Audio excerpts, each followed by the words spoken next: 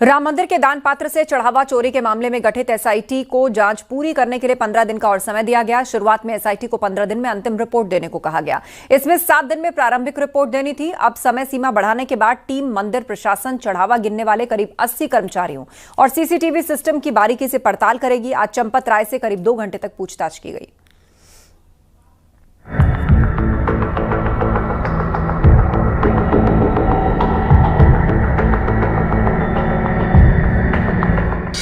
अयोध्या के राम मंदिर चंदा चोरी मामले में गठित एसआईटी की जांच का दायरा बढ़ा दिया गया है। एसआईटी को गहन पड़ताल के लिए 15 दिन का अतिरिक्त समय मिल गया है और अब फाइनल रिपोर्ट 15 जुलाई तक सौंपी जाएगी।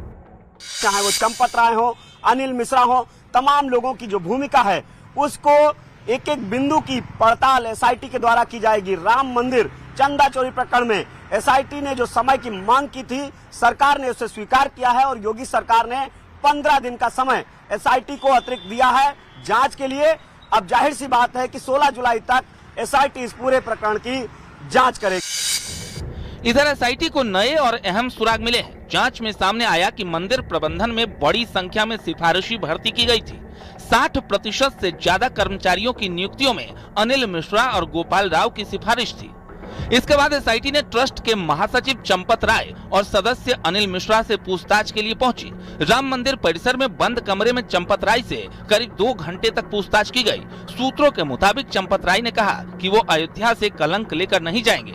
इधर अनिल मिश्रा से राम जन्मभूमि परिसर के पुलिस हेडक्वार्टर में पूछताछ की गई। इसके साथ ही करीब 80 सेवादारों को तलब किया गया है। पूछताछ के दरमियान सेवादारों की नियुक्तियों की बात अनिल मिश्रा ने स्वीकारी है। अनिल मिश्रा के कई करीबी कैश काउंटिंग का काम कर रहे थे। फिलहाल जांच का दायरा बढ़ाकर दान की पूरी प्रक्रिया, अकाउंट बुक और ट्रस्ट के पदाधिकारियों से पूछताछ भी शामिल की जाएगी।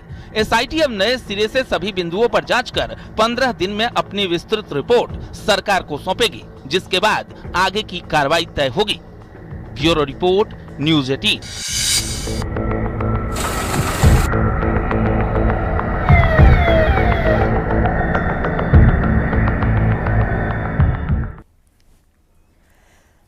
राम मंदिर दान चोरी मामले में 8 आरोपियों की गिरफ्तारी के बाद से पुलिस लगातार छापेमारी कर रही है। सभी आरोपियों के घर पर छापेमारी की जा रही है। इस बीच न्यूज़ 18 की टीम आरोपी अविनाश शुक्ला के ठिकाने पर पहुंची, जहां एक बॉक्स मिला है जिस पर राम राज्य कोष के साथ QR कोड लगा है। इधर प्रशासन सभी आरोपियों की संपत्तियों को जब्त करने की तैयारी कर रहा है। जानकारी के मुताबिक गबन से बनाई गई प्रॉपर्टी को जब्त कर प्रशासन रामलला को उनका चढ़ावा लौटाएगा।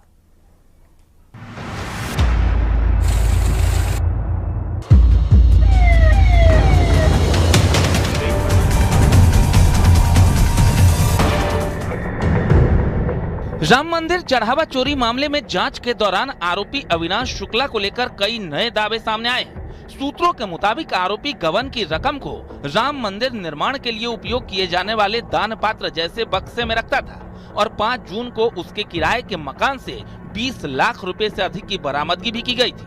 अविनाश शुक्ला 1.5 साल पहले अयोध्या आया था। राम मंदिर में नौकरी कर रहा था। योग गुरु डॉक्टर चेतन के पास पढ़ाई कर रहा था। ये यहाँ पर देखिए, ये यहाँ पर ये संदूक है, यहाँ पर पेटी है और देखिए इस बक्से में ये जो देखिए ये बक्सा है, देखिए ये बक्सा यहाँ से मिला। ये एक्सक्लूसिव तस्वीर हम आपको दिखा रहे हैं। ये बक्सा अपने आप में सवाल खड़ा करता है क्योंकि इस पर राम राज्य कोष लिखा हुआ है। इसके सीधे तौर पे मायने हैं कि क्या चोरी की संदूक भी क्या यहाँ पर लेकर अभी जो अविनाश शुक्ला है वो यहाँ पर आया था। ये अपने आप में बड़ा सवाल है। ये राम राज्य कोष कि ये पेटी जो है ये यहाँ पर क्या कर रही है। तो देखिए यहीं पर दोनों भाई रहते थे। जिस योग केंद्र में आरोपी अविनाश शुक्ला अपने भाई के साथ रहता था, जहां से ट्रस्ट ने करीब 5 लाख रुपए बरामद किए थे, वहां पहली बार हमारी टीम पहुंची और वहां की योगाचार्य सीमा तिवारी से बातचीत की। सेंटर 20-22 सालों से और उन्होंने बहुत सारे गरीब बच्चों को पढ़ाया, उनकी नौकरी में उनकी मदद की और उनमें से एक अभिषेक भी है। अभी पिछले कुछ साल पहले उसकी नौकरी लगी। गुरुजी ने उसको यहाँ शरण दिया था, यहाँ रहता था, पढ़ता था, फिर नौकरी भी करने लगा।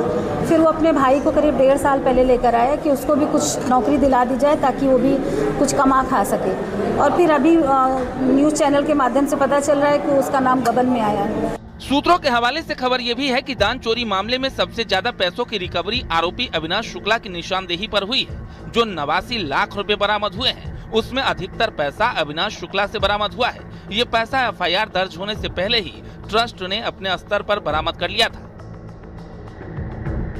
यहाँ से ट्रस्ट ने पैसों की रिकवरी करी। कुल 90 लाख रुपए के आसपास सारे आरोपियों के अलग अलग ठिकानों से बरामद किए गए हैं।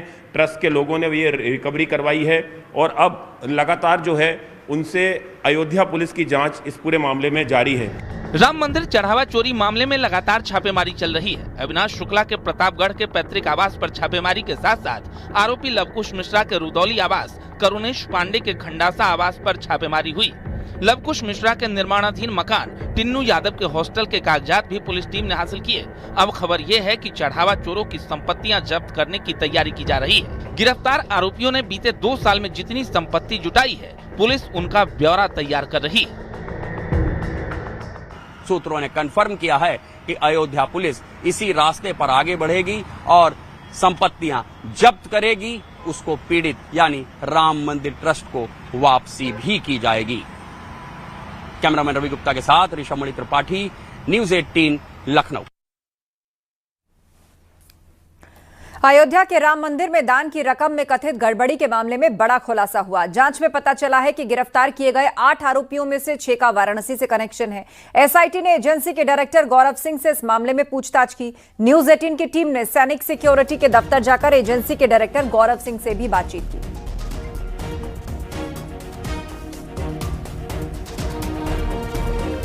जो मैटर राम मंदिर में चल रहा है, हमसे उस प्रकरण में कोई मतलब नहीं है। हमने जो हमारे जो भी हाउसकीपिंग जो बंदे थे वो स्टेट बैंक को दिया गया था। अब है स्टेट बैंक ने उनको कहाँ लगाया, वो स्टेट बैंक जाने। कितने लोग को रिकमेंड किया गया था यहाँ से, कितने लोगों की? अब ये इस समय सब जुडिस मैटर है, इसमें भी बोलना ठीक नहीं है। तो क्या सर बैंक की तरफ से आपसे दिए गए थे वो बंदे? अभी आपको बता दिया गया कि भाई जब एसआईटी जांच कर रही है, एसआईटी जांच कर लेगी तो अपना जो होगा वो आप लोग सामने आ जाएगा। राम मंदिर में कथित चंदा चोरी का वाराणसी कनेक्शन सामने आया है। मैं इस वक्त उसी सिक्योरिटी एजेंसी के बाहर मौजूद हूँ। ये सैनिक सिक्योरिटी सर्विस प्राइवेट लिमिटेड है, जिसके 6 कर्मचारी इस पूरी जांच के दौरान एसआईटी ने गिरफ्तार किए हैं। ये सैनिक सिक्योरिटी है और इसी एजेंसी ने मंदिर में वो सिक्योरिटी भेजी थी। हालांकि जो सैनिक सिक्योरिटी के जो मालिक हैं, संचालक हैं गौरव सिंह, उनका कहना है कि उन्होंने बैंक ने उनको उन कर्मचारियों के नाम भेजे थे और इसलिए उन्होंने अपनी सिक्योरिटी एजेंसी से उन कर्मचारियों को बैंक को दिया था। तो सवाल ये खड़ा होता है कि क्या बैंक के कहने पर सिर्फ एजेंसी ने जो नाम आए उन आदमियों को अपनी एजेंसी के थ्रू भेज दिया या फिर इनकी जांच भी की? अगर जांच नहीं की तो ये भी एक बड़ा सवाल इस सिक्योरिटी एजेंसी पर भी है।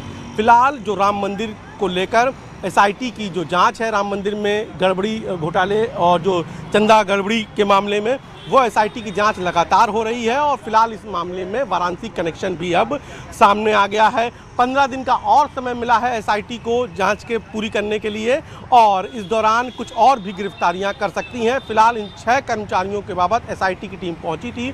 उसने सिक्योरिटी एजेंसी के जो संचालक है गौरव, उनसे बात भी की थी और अभी भी इस पूरे मामले की जाँच जारी है।